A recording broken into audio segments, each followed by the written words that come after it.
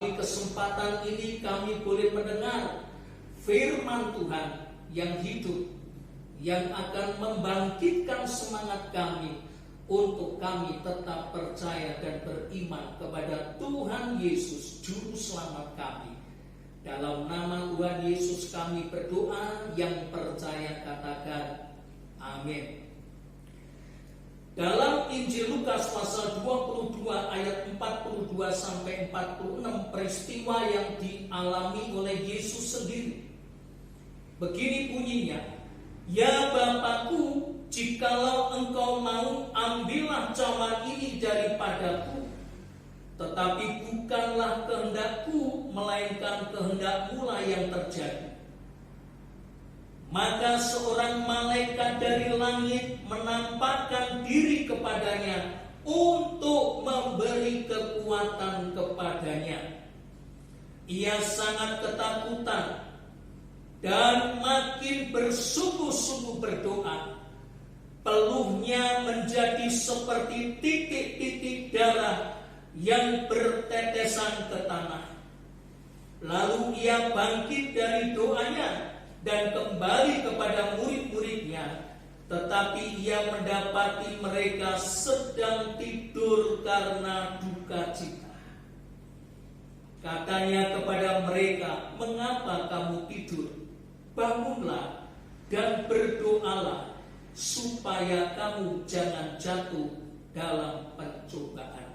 Saudara yang dikasihi Tuhan, di saat ketakutan luar biasa, seorang malaikat turun dan memberi kekuatan, bukan memberi pertolongan, memberi kekuatan. Dan saudara ketahui, Yesus seorang diri, ketika dia bangkit dari doanya, dia mendapati murid-muridnya sedang tertidur karena sedih hatinya. Tuhan berpesan, katanya, "Bangunlah, mengapa kamu tidur?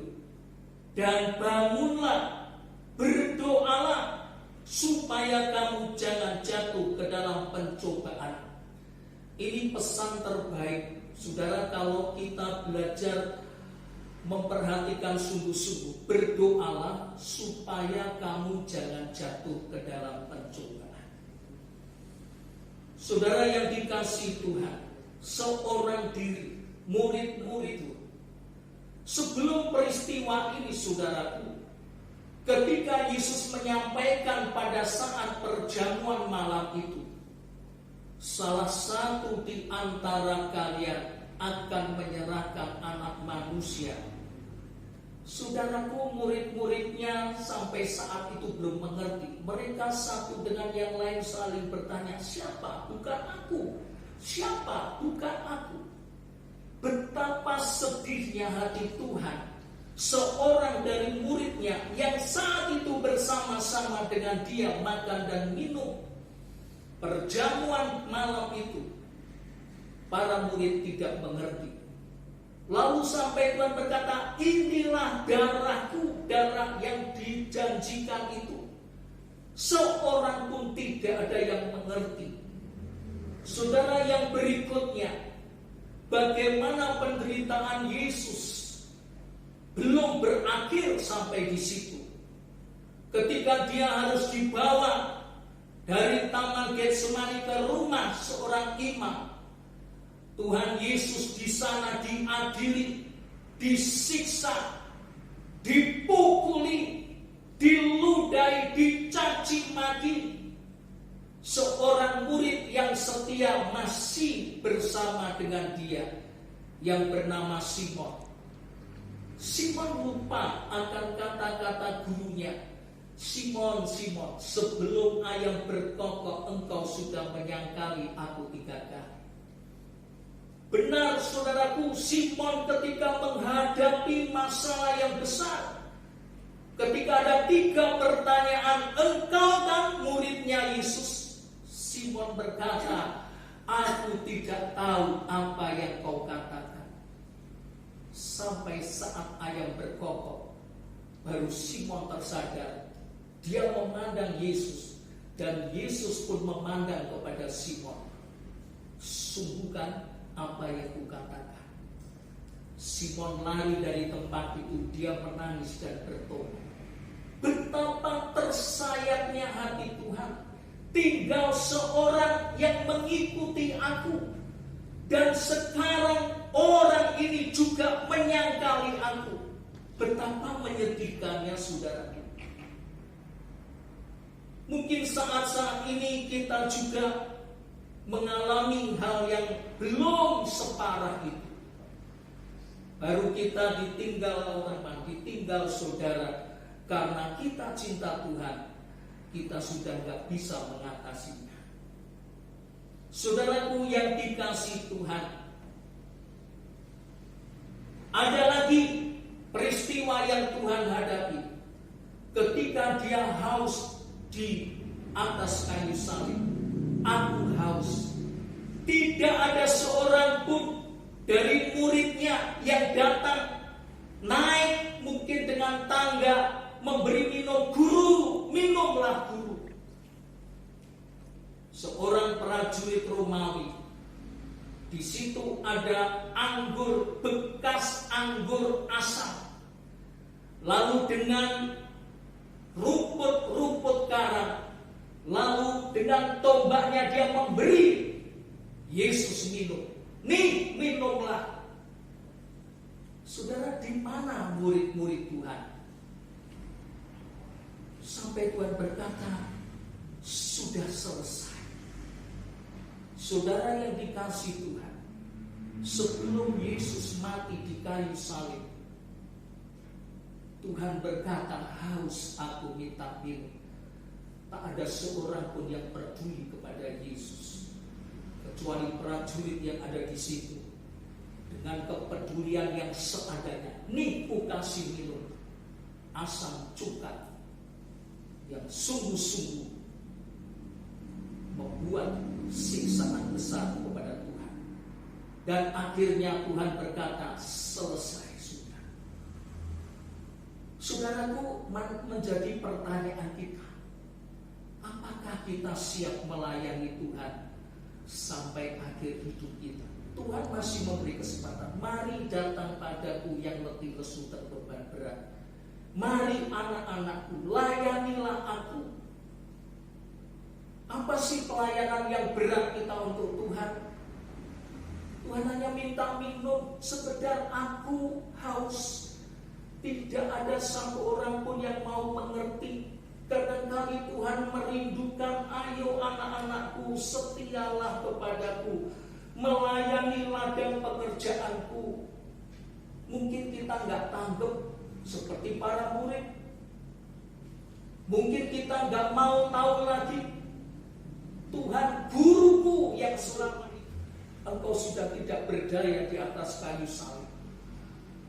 Sampai akhirnya Tuhan menghembuskan nafas.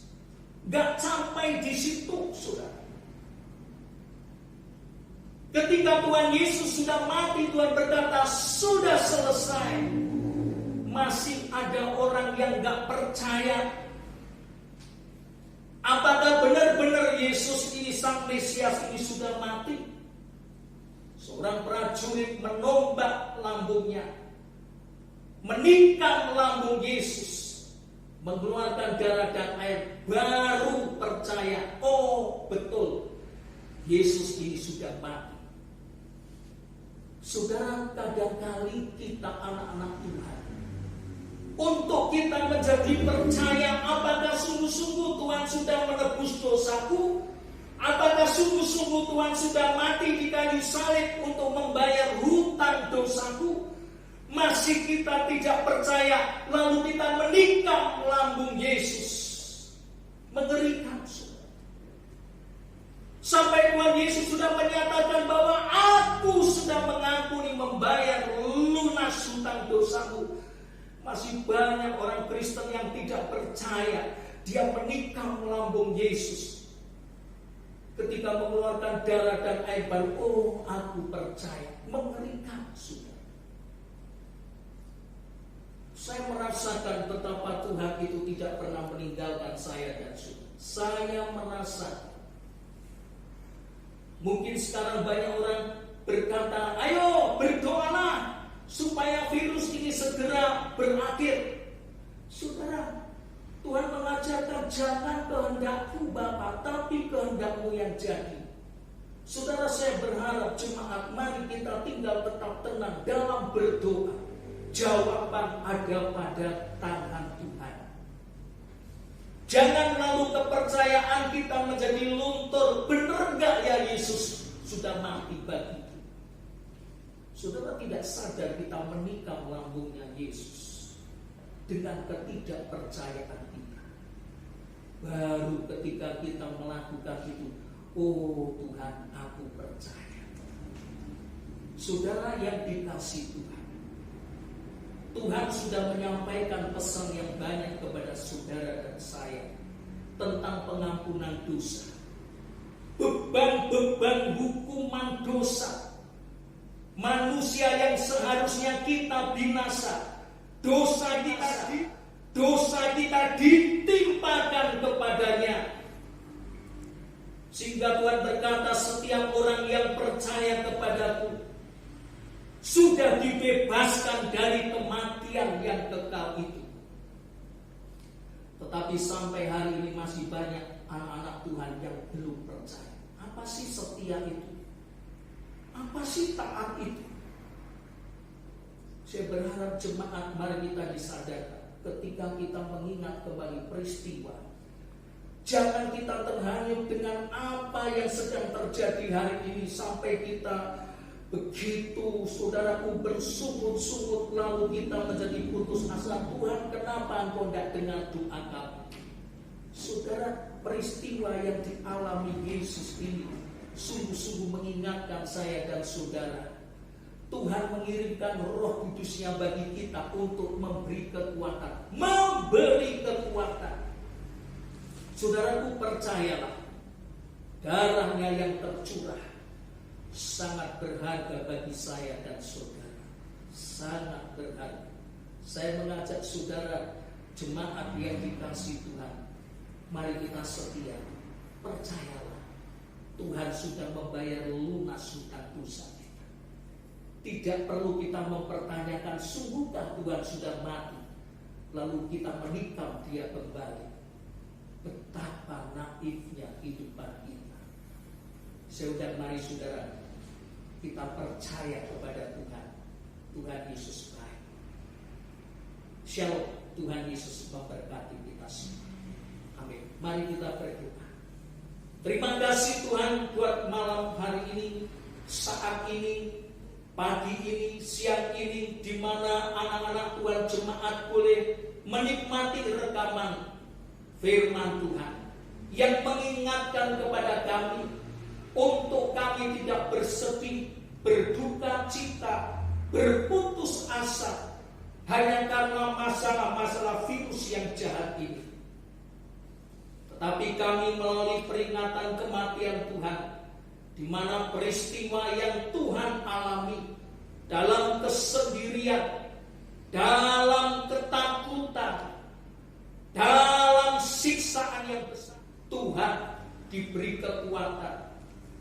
Tuhan masih mampu berkata, ampunilah mereka karena mereka tidak tahu apa yang mereka perbuat.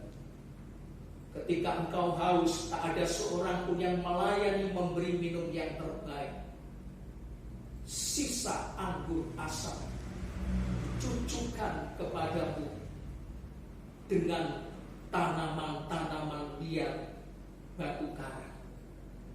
Tuhan, betapa besar penderitaan kami menyadari.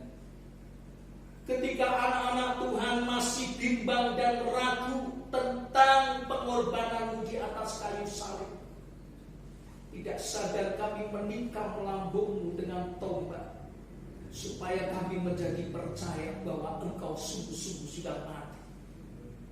Malam ini, saat ini Tuhan, iman kami boleh bertumbuh. Sesungguhnya engkau juru selamat, penebus dosa umat manusia, dan kami adalah bagian menjadi umat tebusanmu Tuhan. Kami siap melayanimu Tuhan. Kami mau tinggal tetap bersamamu Tuhan. Dalam doa pergumulan kami, dalam ibadah kami, dalam doa, pujian, dan penyembahan, kami rindu selalu bersamamu.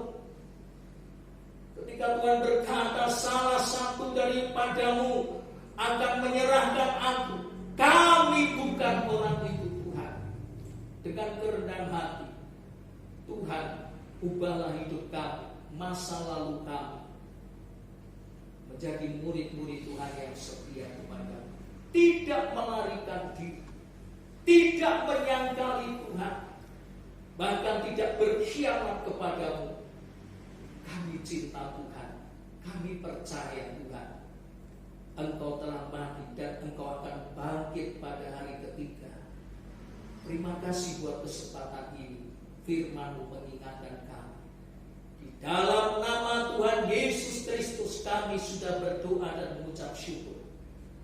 Kita yang percaya diberkati, katakan amin. Shalom, Tuhan Yesus memberkati.